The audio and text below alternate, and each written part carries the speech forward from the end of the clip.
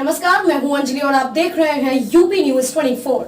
तो चलिए शुरुआत करते हैं आज की बड़ी खबर से। स्वास्थ्य सेवाओं की बेहतरी के लिए डिप्टी सीएम एवं स्वास्थ्य मंत्री ब्रजेश पाठक ने स्वास्थ्य आपका संकल्प सरकार का अभियान शुरू किया है। इसके तहत खुद डिप्टी सीएम मरीजों से खुद फोन पर इलाज का फीडबैक लेंगे। शिकायत मिलने पर आवश्यक सुधार भी करेंगे। यूपी में पहली बार मरीजों से फीडबैक लेने की अनूठी पहल की शुरुआत डिप्टी सीएम ने की है। यह जानकारी बुधवार को ब्रजेश पाठक ने मीडिया को दी। डिप्टी सीएम ने कहा कि मरीजों को बेहतर इलाज मुहैया कराने की दिशा में कोई कसर नहीं छोड़ी जाएगी। रोज मरीजों से बात करूंगा, इससे कमियों का आसानी से पता लगाया जा सकेगा। शिकायतों को दूर करने की कोशिश भी होगी। ब्रजेश पाठक का कहना था कि अस्पताल में मरीज परेशान हाल आते हैं। यदि उन्हें अस्पताल में भी सुविधा व राहत नहीं मिली तो सारे प्रयास बेमतलब होंगे। लिहाजा मरीजों का फीडबैक जरूरी है। शिकायत व सुझाव के आधार पर जरूर सुधारात्मक कदम उठाए जाएंगे। इससे स्वास्थ्य के ढांचे में सुधार होगा। वहीं कुछ दिनों पहले स्वास्थ्य मंत्री ब्रजेश पाठक ने Uttar Pradesh medical supplies corporation में अचानक छापा मारकर करोड़ों रुपए की एक्सपायरी दवाएं भी पकड़ी थी। इस पर बोलते हुए स्वास्थ्य मंत्री ने कहा, कुछ दिनों के बाद मेडिकल सप्लाई कॉर्पोरेशन की बात करूंगा। अभी हम दवाइयों की चिंता कर रहे हैं। साथ ही उन्होंने कहा कि कॉर्पोरेशन में जो दवाइयां एक्सपायर हुई है उस पर अभी जांच चल रही है। सबको उचित व्यवस्था और दवाइयां मिले, सरकार इस पर कार्य कर रही है। बता दें कि लखनऊ में स्वास्थ्य मंत्री ने एक्सपायर हो चुकी 16 करोड़ की दवा पकड़ी थी। ये वो दवाइयां थी जो सरकारी खर्चे पर खरीद ली गई थी, लेकिन मरीजों को दी नहीं गई। इस मामले में डिप्टी सीएम पाठक ने जांच के आदेश दे दिए थे, जिसकी जांच अभी जारी है।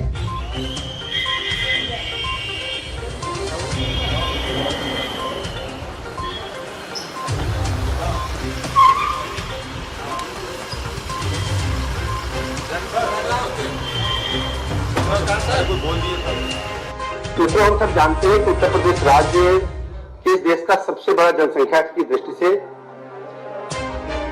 प्रदेश है और हमारे पास डिस्ट्रिक्ट लेवल के 170 अस्पताल है। हर जिले में तो जिला अस्पताल है ही है, लेकिन कई जिलों में उच्च स्तर के और भी अस्पताल हैं। जिससे जो महिला अस्पताल है वो भी डिस्ट्रिक्ट लेवल के हैं।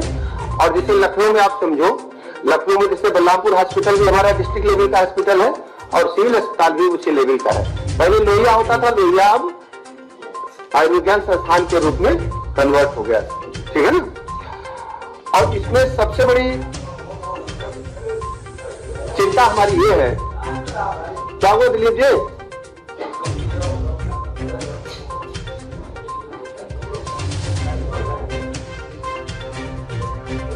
या इससे अधिक बेड वाले जो अस्पताल हैं, ये तो हमारे डिस्ट्रिक्ट हॉस्पिटल की संख्या हो गई। 100 या इससे अधिक बेड वाले जो अस्पताल हैं वो 160 हॉस्पिटल हमारे पास हैं। 107 हॉस्पिटल्स ऐसे हैं जिनकी बेड्स की संख्या 100 या 160 है। और इन्हीं के माध्यम से हम लोग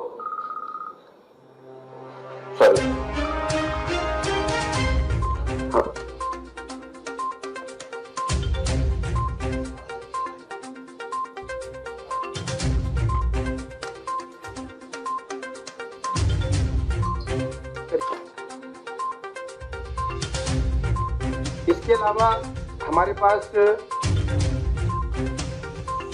सभी जनपदों में मेडिकल कॉलेज खोले जाने की प्रक्रिया भी साथ में चल रही है। प्रक्रिया मात्र 14 जिले ऐसे बचे हैं जहां मेडिकल कॉलेज की प्रक्रिया नहीं प्रारंभ हो पाई है। 16 जनपद ऐसे थे जहां पर पीपीपी मोड पे हमें मेडिकल कॉलेज खोले जाने थे। उसमें 2 में हमने एमओयू साइन कर लिया, 14 में भी प्रक्रिया चल रही है। 45 मेडिकल कॉलेज ऐसे हैं जो विशेषज्ञ लेवल की चिकित्सा उपलब्ध करा रहे हैं। 14 मेडिकल कॉलेज हमारे निर्माणाधीन हैं। 943 हमारे पास सामुदायिक स्वास्थ्य केंद्र है। 943 पूरे प्रदेश में 943 सामुदायिक स्वास्थ्य केंद्र है। इसके अलावा 3649 हमारे पास प्राथमिक स्वास्थ्य केंद्र है। 3649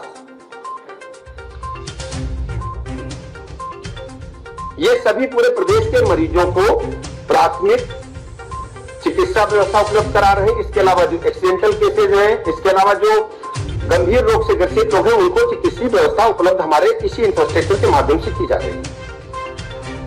हमारे पास करीब 25,848 उप केंद्र हैं, जिनको हम लोग स्वास्थ्य उप केंद्र बोलते हैं। जो ग्रामीण इलाकों में स्वास्थ्य सेवाएं आम जनता को उपलब्ध करा रहे हैं। हमारे पास जो इमरजेंसी के घायल हैं, जो घायल मरीज हैं, उनको इमरजेंसी में हम अस्पताल पहुंचाने के लिए 108 एम्बुलेंस सेवा का संचालन कर रहे हैं। इसके तहत 2200 एम्बुलेंसें चल रही हैं। 2200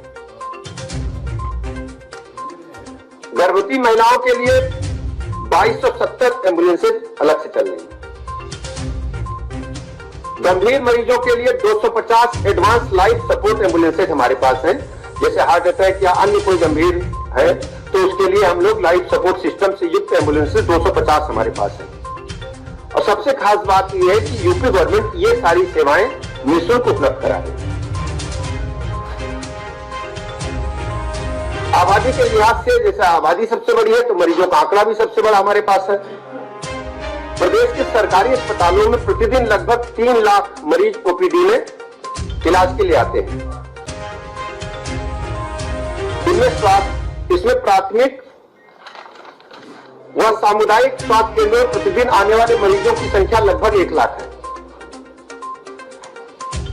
प्रदेश में करीब 1200 से 1500 लोग प्रतिदिन दुर्घटना में घायल होकर के ट्रॉमा सेंटर पहुंच रहे हैं। मौसमी और सामान्य बीमारियों से ग्रसित होकर प्रदेश के अस्पतालों में पहुंचने वाले मरीजों की संख्या लगभग 1.5 लाख है। डायबिटीज, ब्लड प्रेशर, दिल, गुर्दा, पेट आदि बीमारियों से पीड़ित बड़ी संख्या में मरीज आते हैं। प्रदेश के सरकारी अस्पतालों में 1572 हमारे पास सर्जन हैं। लगभग 3000 ऑपरेशन हम प्रतिदिन कर रहे हैं। मरीजों की इतनी बड़ी संख्या के बावजूद प्रदेश के अस्पतालों में उनको बेहतरीन प्रभावी चिकित्सा सेवाएं उपलब्ध कराई जा रही हैं। हर अस्पताल से प्रत्यक्ष रूप से जुड़े संस्थानों और इकाइयों के द्वारा सरकार द्वारा निरंतर निगरानी रखी जा रही है। आज ये तो हमारा इंफ्रास्ट्रक्चर है जिसके जरिए हम लोग काम कर रहे हैं। आज जिस वजह से मुख्य रूप से हमने आपसे बात करने के लिए बुलाया, इन सभी चिकित्सीय व्यवस्थाओं का फिजिकल निरीक्षण करने के लिए हम लगातार सभी अस्पतालों का दौरा भी कर रहे हैं। ऐसे लगभग 43 जगहों पर मैं जा चुका हूं और खुद हमने स्वास्थ्य सेवाओं को परखा है।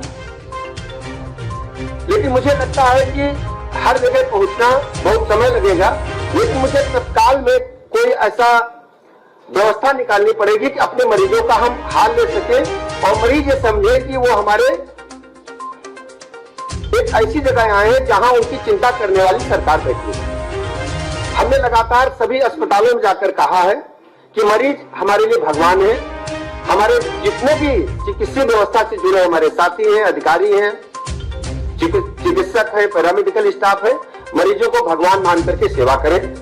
उनके लिए शुद्ध पेयजल, मौसम के अनुरूप स्ट्रेचर, व्हीलचेयर, अस्पतालों में सफाई, जाला गंदगी न हो और व्यवहार बहुत अच्छा हो, सद्व्यवहार हो। बोली भाषा से ही आधा मरीजों का दूर हो सकता है।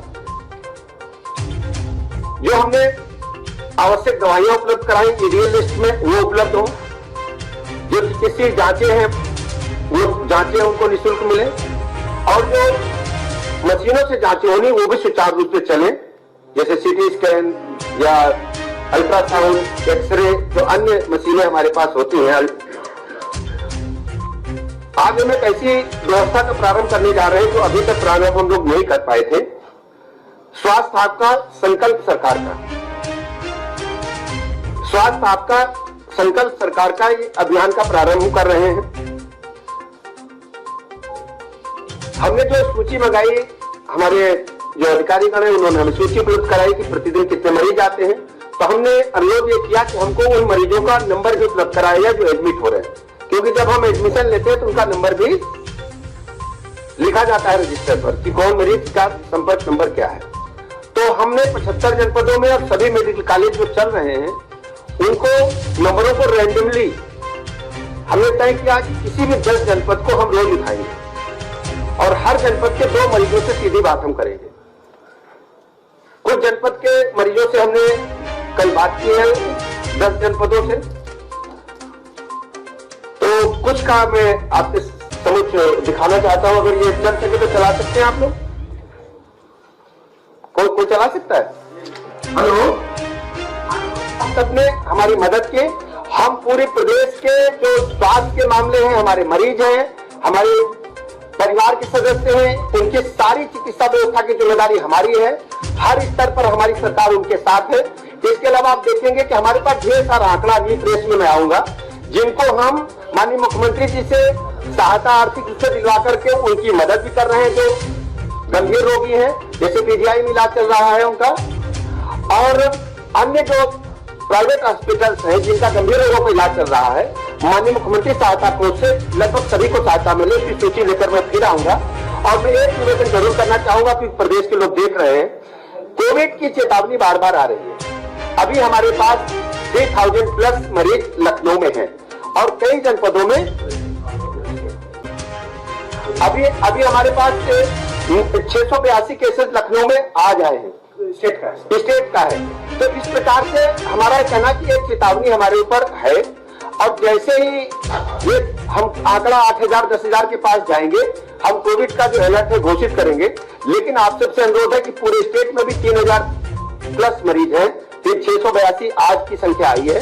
हम आप सबसे अनुरोध करते हैं, कृपया इस बात को सबसे कहें कि मास्क लगाएं, सामाजिक दूरी बरकरार रखें, हैंड सैनिटाइजर का उपयोग करें और कोविड को समाप्त करने में हमारी मदद करें। हम सबका 100% वैक्सीनेशन हो चुका है। जो बच्चे अनुमन नहीं हो रहे हैं, उनके लिए हमारी टीम काम कर रही है। और मैं जो काम करता हूं, ये टीम के सहारे ही करता हूं। आपको पता नहीं है, जब रोटी तवा पर जाती है, उसके पीछे कितने प्रोसेस से गुजरती है, वो उसी प्रोसेस से हमारी टीम काम कर रही है। उदाहरण के लिए मैंने बताया कि गेहूं बनेगा, फिर धोया जाएगा, सूखेगा, फिर पिसेगा, फिर मरेगा, फिर लोई बनेगी, फिर ढेला जाएगा, तो मैं तो आपके सामने प्रस्तुत हूं। मेरी टीम की वजह से मैं काम कर रहा हूं।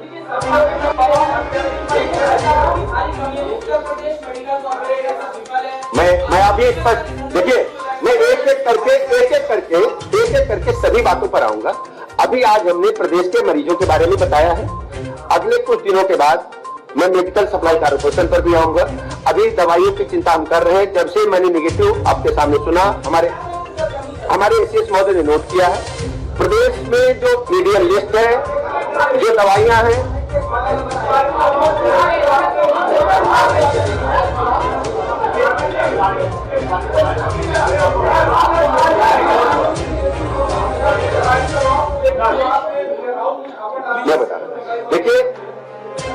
मैं बता रहा हूं, ऐसा है ना, उत्तर प्रदेश राज्य में सबको उच्च स्तरीय चिकित्सा व्यवस्था मिले, सबको दवाइयां मिले। सरकार इसके लिए काम कर रही है। दवाइयां जो एक्सपायर हुई थी, उस पर पत्रावली जांच चल रही है और पूरी तरह से जब जांच कंप्लीट हो जाएगी, हम आपके समझ आएंगे, क्योंकि वो पढ़ते दर पढ़ते खुलती जा रही बड़ा मामला है। और दवाइयां गिनना, दवाइयों को फिर एक्सपायर कब हुई, कैसे हुई, कौन खरीदा था, बड़ा मामला है। आपके सामने पूरा विषय लेकर के हम आएंगे। और अब जैसे अगर आप टारगेटेड तिथि तय कर दोगे तो फिर तय करके बता देंगे। लेकिन मुझे लगता है कि हमारी प्राथमिकता लोगों को इलाज मुहैया कराने की है। ये हमारा आंतरिक व्यवस्था है। हम सार्वजनिक रूप से आपके समझ आएंगे। और ये मैं जरूर कहता हूं, दूध का दूध, पानी का पानी हो।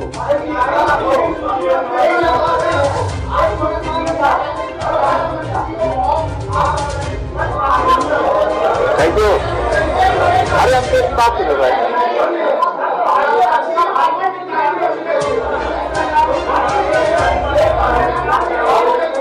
खबरों में अब तक लिए बस इतना ही। मिलते हैं फिर ऐसी ही बड़ी खबर के साथ। तब तक के लिए नमस्कार और देखते रहिए UP news 24। UP news 24 channel को सब्सक्राइब करें व बेल आइकन को प्रेस करना ना भूलें, जिससे आगे आने वाले वीडियो का नोटिफिकेशन आप तक पहुंच सके।